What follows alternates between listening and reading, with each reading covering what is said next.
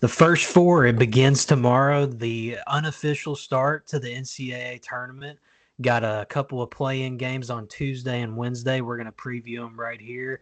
We talked about the bubble, and we've got some teams from the bubble that'll be featured in here. We also got some 16 seeds that are looking to play their way into the field and get their shot at a number one. So we'll start it off with the action that begins on Tuesday at 6:40 p.m. First game of the tournament for me, at least. I count the first four as the official start of the tournament. For the casuals, they may not be as locked into this one. But St. Francis, Pennsylvania, going up against Alabama State from the SWAC.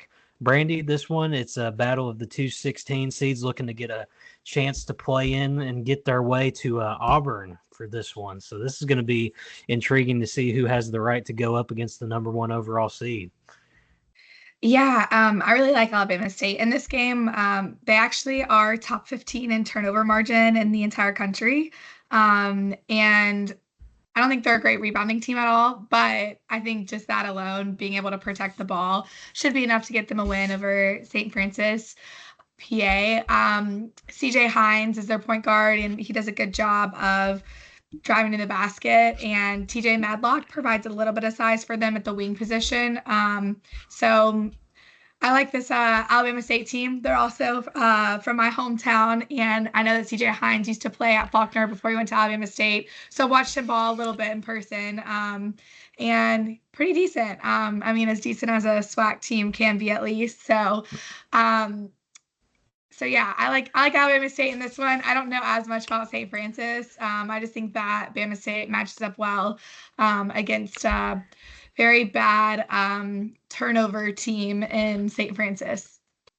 Yeah, I mean, I've done some homework on St. Francis, and it's underwhelming when you look at their body of work. I think they have the worst net ranking of all the teams in the field at 297, so that's a little bit rough. They were 8-8 in their conference, 16-17 on the year. Obviously, they didn't get any quad one or quad two games. All of their resume work came from the 3 and the 4, and then getting that auto bid in the Northeast as well. But their highest net win of the season actually came in the conference tournament title against Central Connecticut State. That game, I don't know if you watched it, but it was a rock fight at its finest. It didn't get out of the 40s in that one. I believe the final score was like 46-42, if I'm remembering correctly. But as far as they go, I mean, they're going to go where their leading scorer, Riley Parker, takes them. 13 points per game on the year, 3.5 rebounds per game, and 3.4 assists. But, yeah, they leave a lot to be desired. And, I mean, Alabama State doesn't necessarily have a ton of juice behind them as well, but they are a little bit more battle-tested because they did have some quality games against Cincinnati, SMU, Missouri, UNLV, LSU, and Akron this year. Akron, they made their way into the tournament, secured an automatic bid. The highest net rank win of the year they got came against Omaha, and they're a little bit more battle-tested overall. They played against some quality competition. I think that they're going to take this one for all the reasons that you said. I'm pretty much in agreement on that one. And I hate to say that it doesn't really matter because you're walking into a buzzsaw in the next round with Auburn if you're looking at this from these two teams' perspectives. But I can't imagine we see Auburn being the third one seed to get taken out by 16, do we? No, this is actually, if we end up playing either of these teams, I think they'll both be from predictive metrics ranking the worst team Auburn's played all season. So, Yeah. Hey, shout out Alabama State for that win over Omaha, because that's another tournament team. I know they didn't get the win over Akron, but yeah, for sure. That was a quality win as well. But we'll move on into the next game on Tuesday night in the first four. This is going to be intriguing. The talk of the town when it comes to the NCAA tournament, the North Carolina Tar Heels, the last team in the field. Obviously, there's all the talk about the quad one win on the season. The resume work leaves a lot to be desired, but they did have a respectable showing in the ACC tournament. Jalen Withers, they thought that lane violation might have cost them their season, but the committee and maybe Bubba Cunningham gave them a chance to get back into this thing if you read into some conspiracy theories online, and they're going to be going against the San Diego State Aztecs. This is 2 11 seeds looking to play their way into the tournament. Brandie, we obviously did a whole video on what we think about the bubble in general, but speaking specifically to this game matchup-wise, what do we see here between the Aztecs and the Tar Heels? I think this is a really intriguing matchup in the front court between Miles Bird from San Diego State and Drake Powell from UNC. And I think that's going to be the determining factor for who advances, kind of who wins that battle. Both of those guys have been decent all year long. I kind of lean towards Miles Bird. I've talked about him, I think, before on this podcast, and I think he's done a really good job in his role there. And UNC, like they just, I don't know, maybe they'll like we talked about in our video when we talked about the bubble, maybe they'll use all of this hate and I guess you could say doubt of people being mad that they got in a tournament as a motivating factor.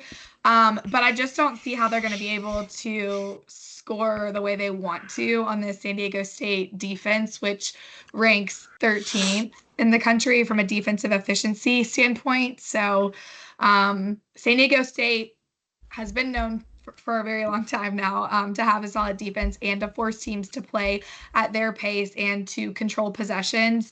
And I feel like that's the style of play that UNC kind of can struggle with against because they haven't had super reliable guard play this year like they have in the past.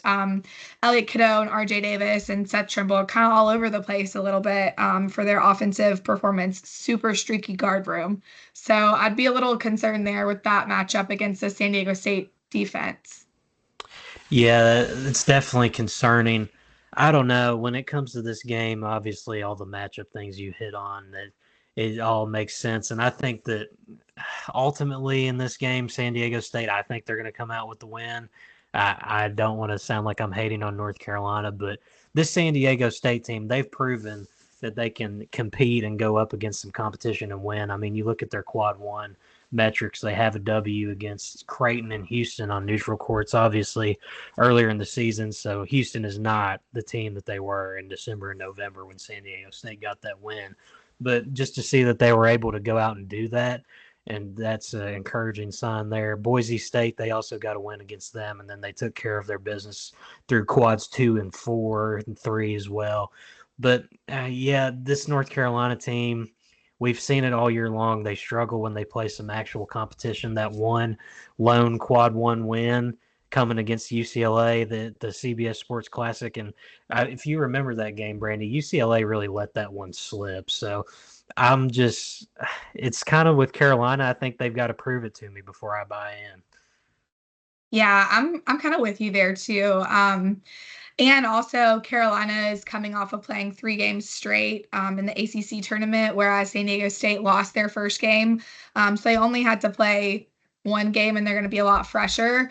But they also have to travel a little bit further, right? Because this is in Dayton. So yeah. And that's right down the road, kind of a little bit from North Carolina, a tad. Mm-hmm.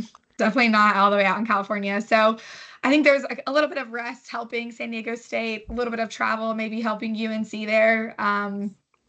Yeah, I tend to lean San Diego State in this simply from the fact that I think defense travels and it travels well usually.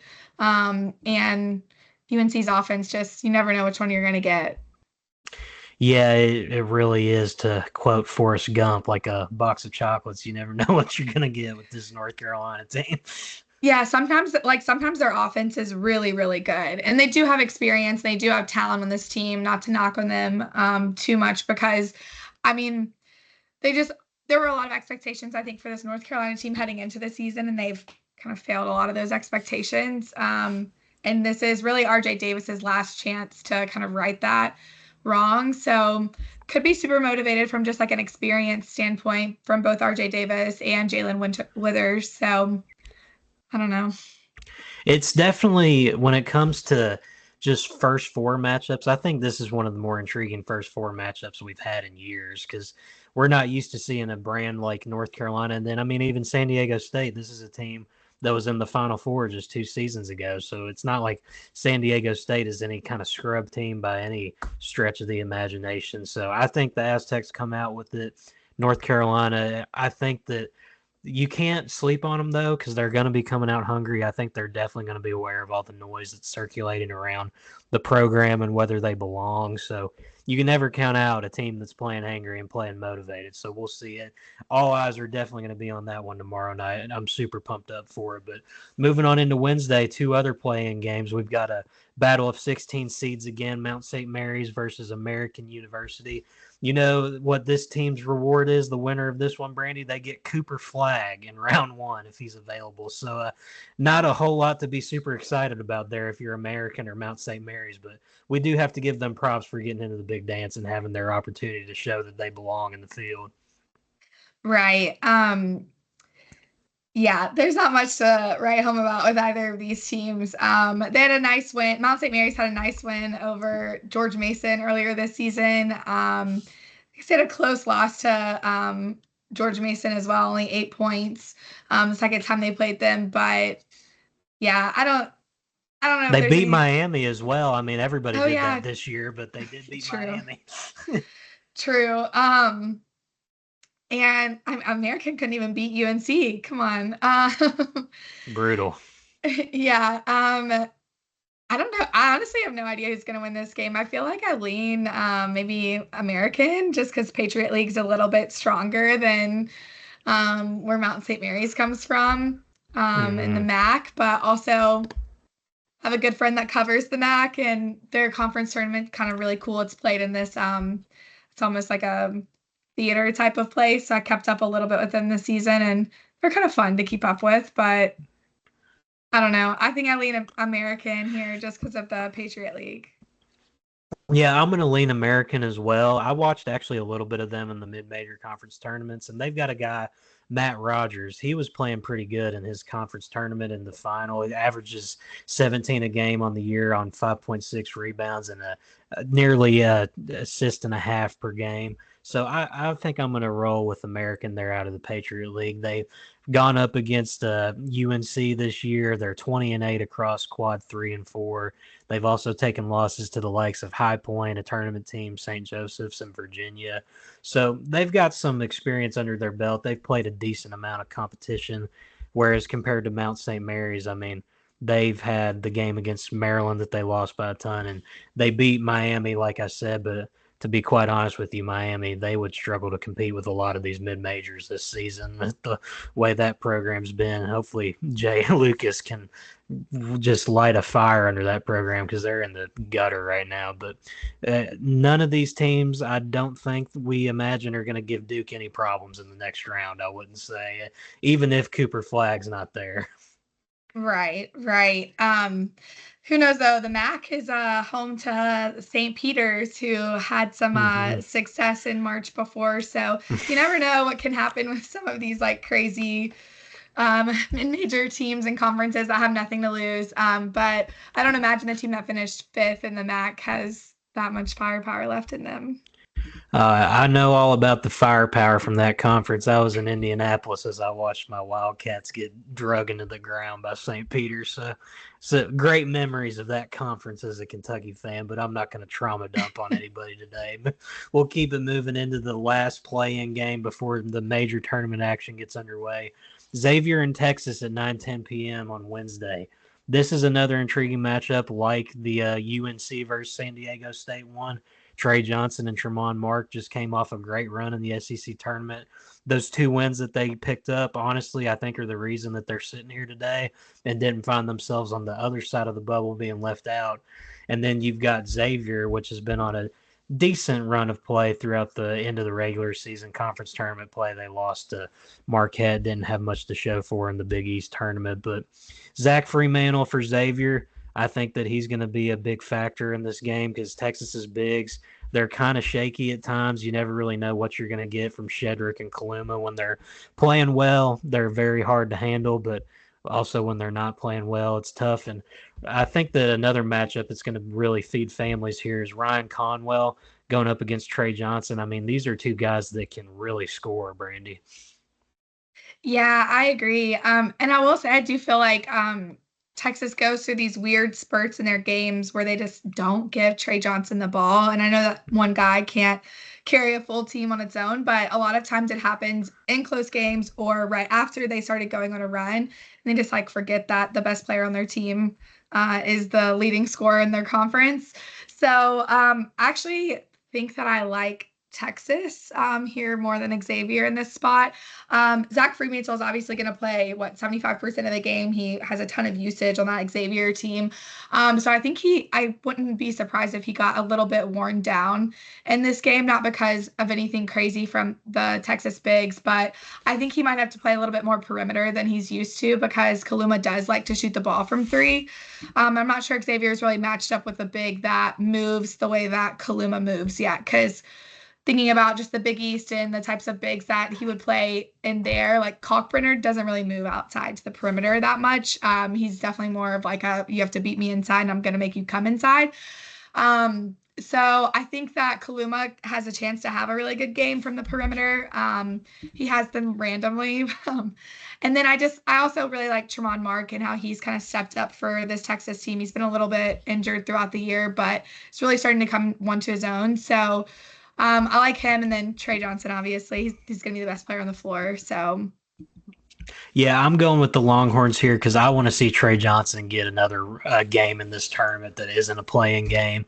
And I just think as a whole, Texas is probably the better team. Now, normally in the first four in years past, we've seen teams in these spots. They go on runs. We've had a VCU, obviously, back in 2011. They went from the 11 seed play-in all the way to the Final Four. We had UCLA back in the COVID year where it was a bubble tournament. They went all the way from the play-in to the Final Four. So before we kind of recap all of this, do we think that obviously these 16 seeds probably not going to see any storybook ending there for them, but of the group of UNC, San Diego State, Xavier, and Texas, which one of these teams do you think would be most poised to kind of recapture the magic of teams in years past that have made their way from Dayton to an Elite Eight or a Final Four? um, oh man, I think if Texas ends up winning, that Illinois is a little bit more vulnerable than Ole Miss is on the other side there. So I think if Texas wins, they have a chance to maybe go on a little bit of a run. And Rodney Terry, we've seen him go to an Elite Eight before, in his first kind of interim year that he was at Texas. So a little bit of experience there. And when you have somebody who's the caliber of NBA future player that Tre Johnson's going to be, sometimes that can just uplift you for as long as you can go. And I feel like Illinois is not playing their best basketball right now. So between Illinois and Ole Miss, I almost think Illinois is a little bit more vulnerable than on the other side of SDSU and UNC going on a run over there for the winner of that one. So on this side, I definitely think Texas has an opportunity to potentially go on a little bit of a run in this part of the bracket. Yeah, and on the bracket selection thing that we made, the whole big video, everybody go check that out if you haven't already. I mentioned we all picked Ole Miss to go to the Sweet 16, didn't we? I think we were all I in think we agreement. did. I think we Yeah, did. there may have been one person that went for Iowa State. I don't remember off the top of my head, but I know me personally, I think Ole Miss is prime for a second weekend run. So I don't think UNC or San Diego State is kind of set up well when it comes to that side of the bracket. And then Xavier and Texas, I think they definitely have the more favorable path because Illinois, they've been so up and down. You never know what version of that team you're going to get, to be quite honest with you. Brad Underwood's had to deal with a lot when it comes to injuries, illness, all kinds of stuff that we've mentioned this year. So if you're looking for a team to make a run, I think it's going to be one of Xavier and Texas. And obviously, I think Texas is going to win, like I said. So I'm going to pick Texas here just naturally. And I mean, they really do have the profile of a team that could do it. They played in a tough league. They've showed that they can win and compete with some of the best. They've also shown that they have their flaws and can go down to any team on any given night, which has bing the story of a lot of these play-in teams of years past. And the thing that encourages me the most is they have a guy like Tre Johnson who's just a walking bucket. I think that in March you have to have that one go-to guy that you can lean on to kind of go on a run that's really deep. And even besides Tre Johnson, I mean, Tremont Mark, he's able to go get his too. So Jordan Pope as well. He's a decent shot creator. Maybe not as dominant of a scorer as the other two, but there's talent on that team. We've said it all season long with Texas, even in the early regular season, all throughout conference play. We said that team has talent. That team was going to get somebody, and they did, and then they had their slip-ups as well. But I think if we're betting on anybody here, it's going to be the Longhorns. But super excited for all this first four action to get started. the unofficial start of the tournament, the official start of the tournament for ball knowers. We're really excited for it over here at the Full Court Trap, and yeah, it's going to be fun to see how it all unfolds.